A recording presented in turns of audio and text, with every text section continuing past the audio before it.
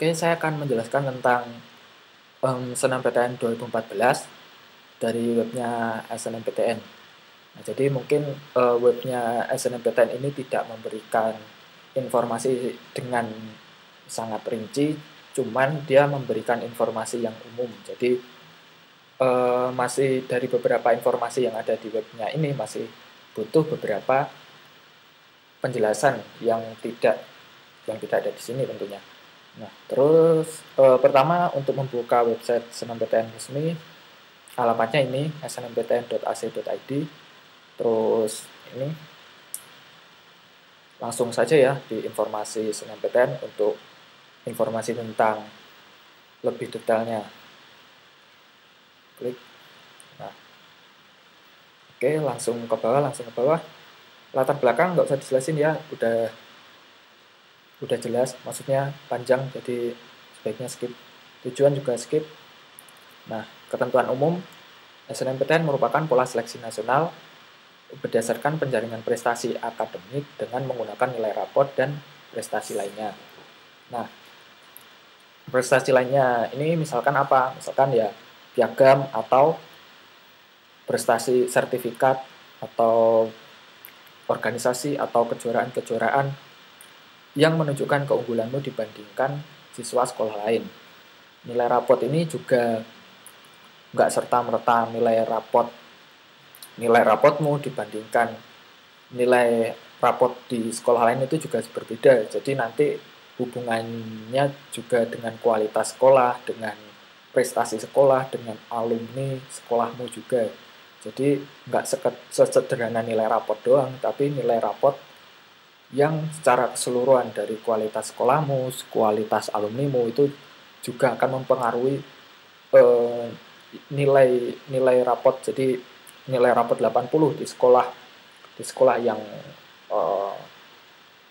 berprestasi atau sekolah yang alumninya banyak yang masuk di PTN tertentu tentu berbeda dengan nilai 85 di SMA yang mungkin kurang berprestasi atau alumninya sedikit yang kuliah gitu. Poin kedua, pangkalan data sekolah dan siswa atau PDSS merupakan basis data yang berisikan rekam jejak kinerja sekolah dan prestasi akademik siswanya. Jadi ada sistem yang namanya PDSS ini yang isinya itu nilai-nilai rapotmu dan raport anak-anak sekolah lain di seluruh Indonesia. Nah, jadi nanti di PDSS ini panitia SNMPTN itu bisa melihat nilaimu. PDSS ini yang memasukkan nilai atau yang menginput nilai itu sekolah. Jadi kamu nggak terlibat secara langsung di sistem PDSS ini. Cuma nanti ada fungsi checks and balance darimu bahwa data yang diisikan sekolah itu sudah benar. Itu aja sih. Jadi kamu cuman fungsimu atau tugasmu di PDSS ini cuman ngecek doang apakah yang di-input sekolah itu sudah benar atau belum. Nah, terus poin ketiga, sekolah yang berhak mengikut sertakan siswanya dalam SNMPTN adalah sekolah yang mempunyai nomor pokok sekolah nasional atau NPSN dan yang mengisikan data persis siswa di PDSS gitu. Jadi apakah sekolahku punya NPSN nggak sih gitu? Kalau tahun lalu udah ikut SNMPTN ya berarti punya gitu. Kalau sekolah baru ya nggak apa-apa asalkan dia punya NPSN. Yang kedua, dan yang mengisikan data prestasi siswa di PDSS gitu. Jadi meskipun kamu ikut, cuman kalau sekolahmu nggak mau ngurus, ya udah, jadi nggak bisa ikut gitu. Jadi ada ya sekolah yang kayak gitu tuh ada, cuman jarang. Ada sekolah yang nggak mau ngurus PDSS, tapi itu jarang-jarang banget. Terus yang poin keempat, siswa yang berhak mengikuti seleksi adalah siswa yang memiliki rekam jejak di PDSS. Ya sama ini implikasinya dari poin ketiga. Terus siswa pelamar wajib membaca ketentuan berlaku pada masing-masing PTN di laman PTN yang dipilih gitu. Jadi di website PTN itu ada keterangan ketentuan tambahan. Jadi ketentuan itu nggak cuma yang ada di website SNMPTN ini, di website masing-masing PTN nanti juga akan ada ketentuan khusus ya, misalkan di PTN X itu nggak boleh lintas jurusan, atau di PTN X itu syarat untuk jurusan teknik itu semuanya nggak boleh buta warna. Nah itu harus dibaca dengan teliti di masing-masing PTN yang kamu tuju. Oke, terus ketentuan khusus. Persyaratan sekolah. Sekolah yang siswanya berhak mengikuti SNMPTN adalah SMA, SMK, MA, MAK, negeri maupun swasta. Jadi swasta itu banyak yang tanya nih, anak-anak swasta, saya, Mas swasta boleh nggak sih ikut SNMPTN? Boleh gitu. Asalkan ini tadi balik ke sini. Sekolahmu punya NPSN dan mengisi PDSS. Nah, ini telah mengisi PDSS. Nah, sekolah luar negeri pun juga boleh. Nah, terus persyaratan siswa pelamar. Pendaftaran. Siswa SMA, SMK, MA, MAK kelas terakhir pada tahun 2014 yang mengikuti UN pada tahun 2013 dan maksudnya atau 2014. Ini jangan GR dulu, maksudnya yang 2013 ini buat SMK sistem 4 tahun gitu. Jadi di Indonesia itu ada SMK 3 tahun dan SMK 4 tahun.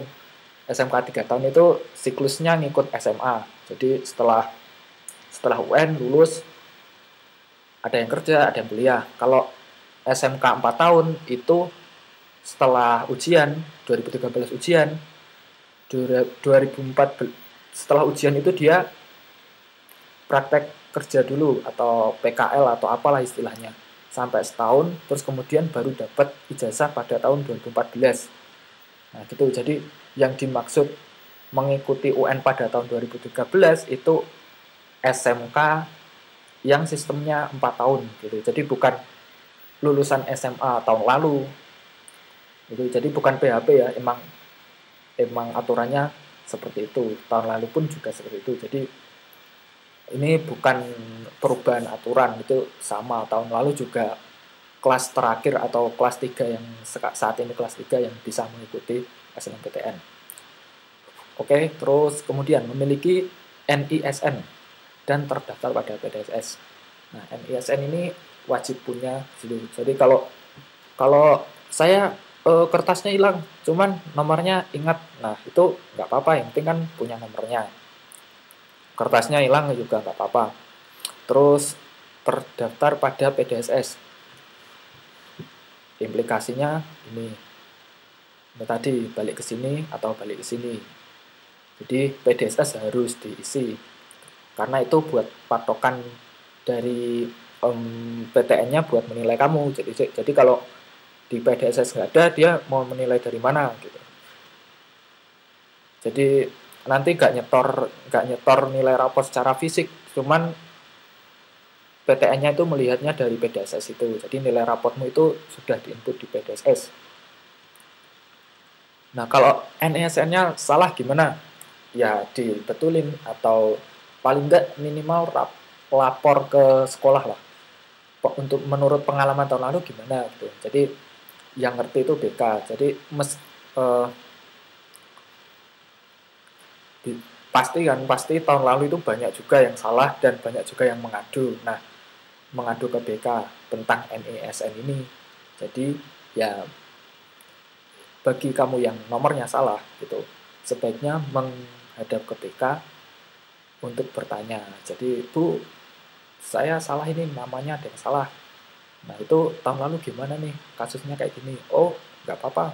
Misalkan seperti itu. Nggak usah dibenerin, nggak apa-apa.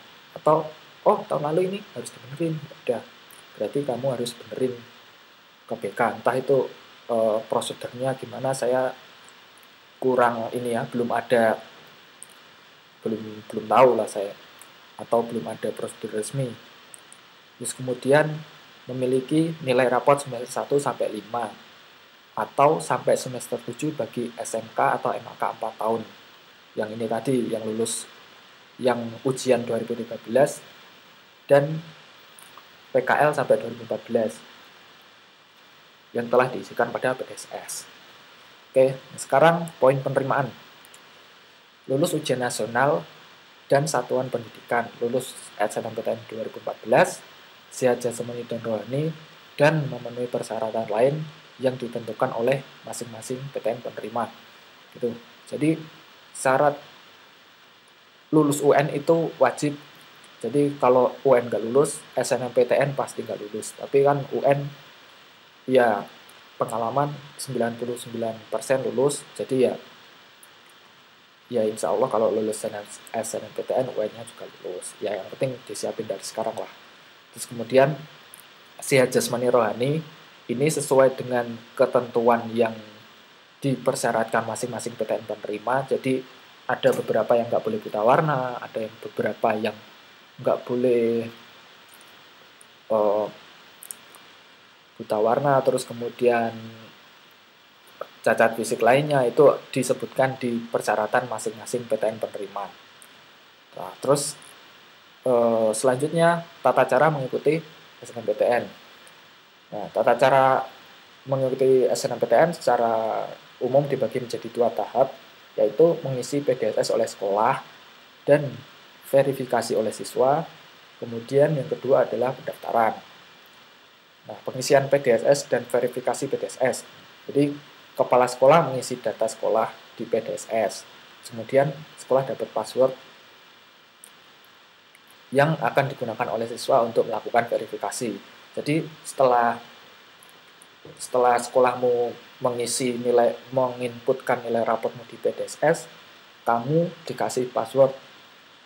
Nah, jadi login dengan menggunakan NISN dan password yang dikasih sekolah untuk bisa mengecek apakah nilai yang diisi oleh sekolah itu apakah sudah benar apa belum. Kalau salah gimana? Ya kamu lapor ke sekolah. Pak, Bu, nah, ini punya gue salah nih. Misalkan seperti itu. Oh iya, gue benerin. Oh enggak gitu juga ya.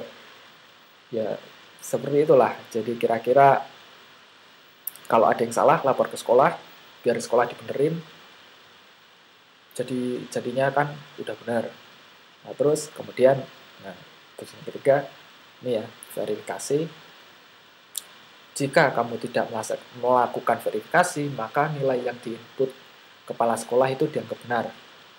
Jadi bila kamu lupa nih, oh iya lupa terakhir verifikasi besok ya. Tapi jika kamu lupa, maka nilai yang diisikan sekolah dianggap benar gitu. Nah, apabila suatu saat ternyata yang diisikan sekolah salah, nah nanti itu bisa jadi masalah ketika kamu diterima dan daftar ulang nanti, oh ini kok beda gitu. Jadi harus kalau sebisa mungkin diverifikasi. Kalau sudah benar, ya sebenarnya nggak diverifikasi juga nggak apa-apa, cuman ya sebaiknya tetap diverifikasi. Nah, terus poin pendaftaran. Nah, siswa pendaftar menggunakan NISN dan password yang diberikan kepala sekolah pada waktu verifikasi PDSS. Jadi password di sini akan nanti digunakan untuk mendaftar di SNMPTN di web ini juga. Cuman sekarang linknya belum ada, jadi belum bisa daftar. Terus kemudian siswa pelanggar memilih biodata, jadi ya seperti biasalah formulir pilihan PTN, pilihan program studi, serta mengunggah foto resmi terbaru. Jadi kayak foto KTP gitu, jangan foto profil atau avatar dipasang di sini ya. Nanti ditolak, nanti kan jadi masalah ya. Jadi harus foto resmi, foto KTP, foto dan dokumen prestasi tambahan. Jadi prestasi seperti sertifikat atau piagam bisa disertakan. Jadi nanti di-scan terus kemudian di-upload. Siswa pelanggar harus membaca dan memahami seluruh ketentuan yang berlaku pada PTN yang akan dipilih. Oke. Kemudian pelamar program studi keolahragaan di sini harus mengunggah portofolio atau dokumen bukti keterampilan.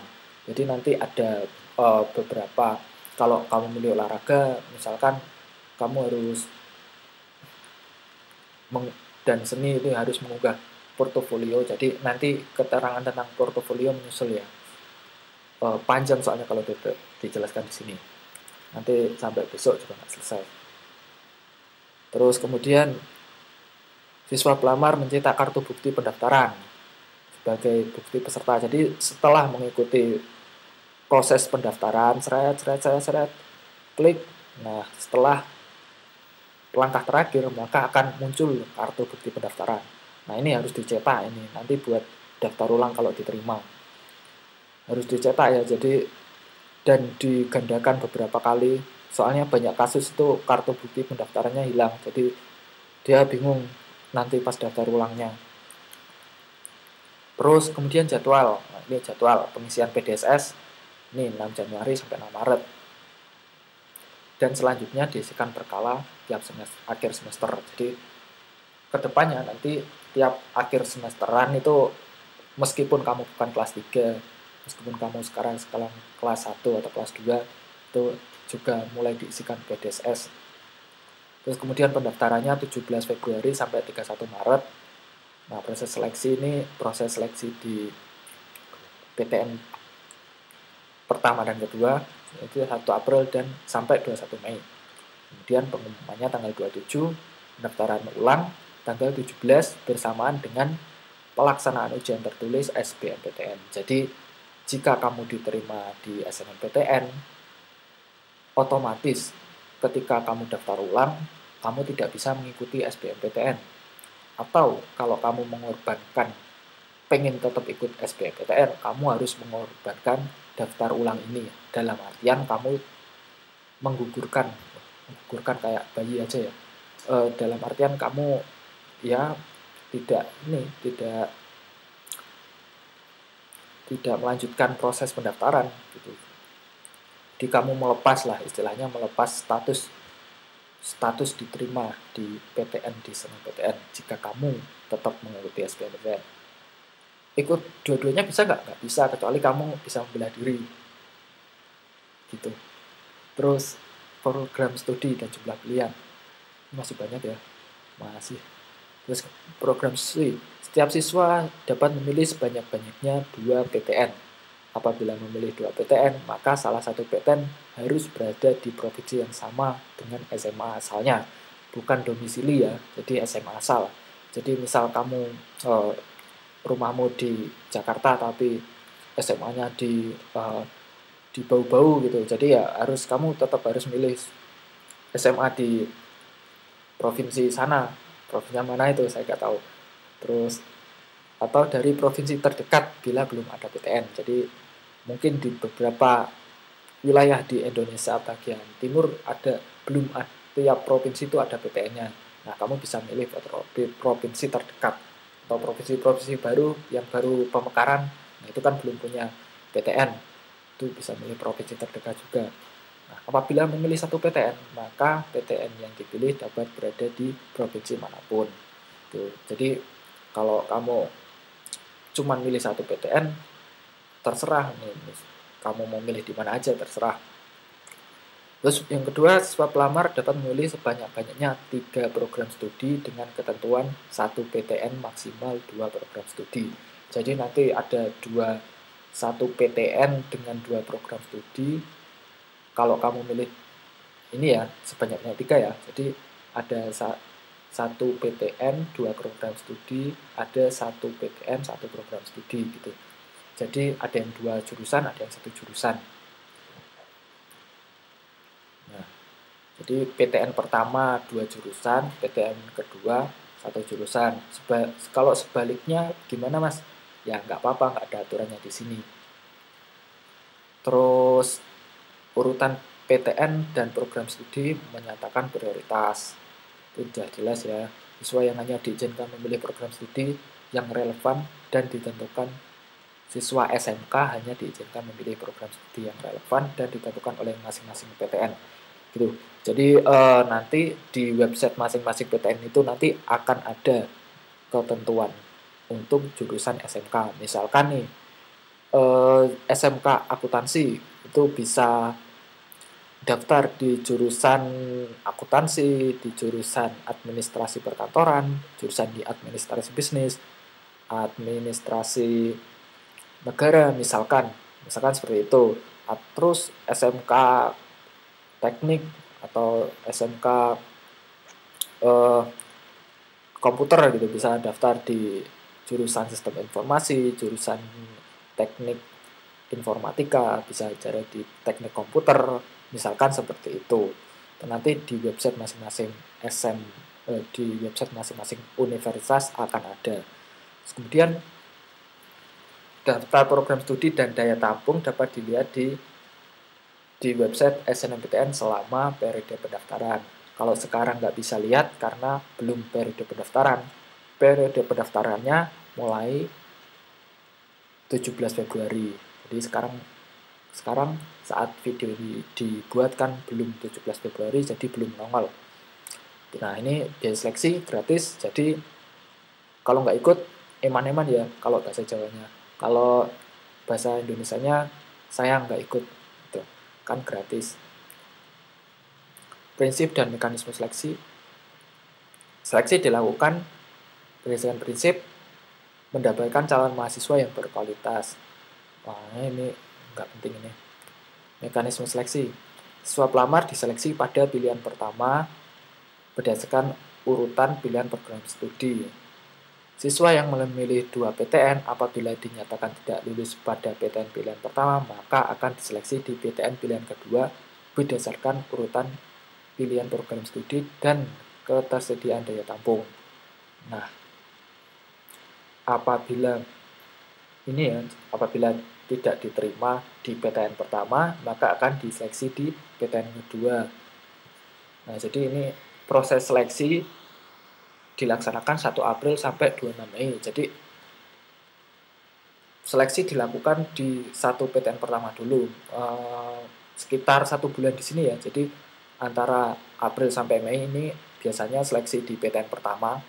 Jadi 1 April sampai 1 Mei atau sekitar 30 hari atau 1 bulan ini akan ada seleksi di pilihan pertama.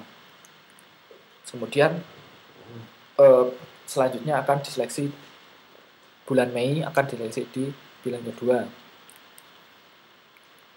Nah, dan ini ketersediaan daya tampung. Nah, jadi ada PTN yang daya tampungnya itu sudah dipenuhin daya tampungnya sudah dipenuhin di seleksi pertama ini. Jadi dia seolah-olah itu tidak mau diduakan atau tidak mau jadi pilihan kedua. Ya memang seperti itu, tapi hal itu karena ketersediaan daya tampung sudah penuh, atau pada seleksi pilihan pertama daya tampungnya itu sudah dipenuhin semua gitu. Jadi tidak ada kesempatan bagi yang milih di pilihan kedua untuk diseleksi lagi, atau karena daya tampungnya sudah penuh. Jadi kalian harus harus cari tahu PTN mana aja yang biasanya memenuhkan daya tampungnya atau mengisi penuh daya tampung itu pada pilihan pertama. Ada ya beberapa. Terus sanksi bagi sekolah atau siswa yang melakukan kecurangan. Jadi pada saat pengisian PDSS atau pengisian biodata itu nggak boleh ada kecurangan atau pelanggaran yang dilakukan dengan sengaja atau tidak sengaja. Jadi harus diteliti benar-benar.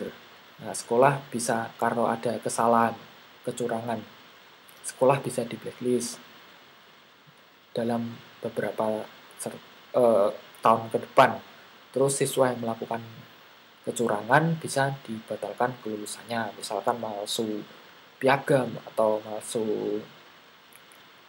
kalau masuk nilai enggak ya, karena itu kalau yang input nilai kan sekolah. Cuman nanti apabila kalian tidak verifikasi nilai PDSS dan ternyata ada kesalahan yang diinput sekolah, jadi sekolah misalkan nggak sengaja, nah kalian bisa dicurigai melakukan kecurangan nih. Nah, padahal kalian kan juga nggak melakukan kecurangan, cuman mungkin lupa verifikasi. Nah, itu, jadi harus diverifikasi kalau bisa. Ini kalau ada pertanyaan itu bisa di ini panitianya tahun ini 4. Ini lain-lain. Nah, apabila kurang mampu gitu, kamu bisa mengajukan biaya pendidikan melalui program beasiswa bidik misi. Jadi apabila kamu kurang mampu terus kamu berkeinginan ikut SNMPTN, berkeinginan kuliah di PTN, kamu bisa ikut beasiswa bidik misi. Nah, bidik misi ini kuotanya banyak banget gitu. Jadi ada puluhan ribu siswa yang akan dapat beasiswa ini dari seluruh Indonesia, dan tiap PTN itu ada beberapa ribu. Jadi merupakan kesempatan yang sangat berharga buat kamu yang pengen lanjut kuliah di PTN dengan gratis dan dapat biaya hidup. Jadi jangan dilewatkan gitu. Untuk yang nggak mampu jangan pesimis dulu, jangan minder. Ada banyak kesempatan untuk kuliah di PTN. Even di PTS pun juga bagus dan ada beasiswa bidik misi juga. Jadi kuliah di PTN, PTS itu sekarang ada beasiswanya bidik misi. Jadi tidak ada alasan bagi anak yang nggak mampu untuk tidak kuliah gara-gara biaya. Itu sekarang sudah tidak ada, karena beasiswa bidik misi sudah ada dan sudah mencakup sangat luas. Jadi sudah mencakup sangat luas bagi calon mahasiswa. Dan jangan lupa 20% dari APBN Indonesia itu untuk pendidikan gitu. Jadi dana pendidikan untuk tahun-tahun ke depan akan semakin bagus dengan pengelolaan yang lebih baik. Tentunya akan banyak beasiswa atau perkembangan yang akan memajukan pendidikan atau akses pendidikan yang ada di Indonesia. Oke, demikian penjelasan dari saya. Kurang lebihnya saya mohon maaf, semoga bermanfaat.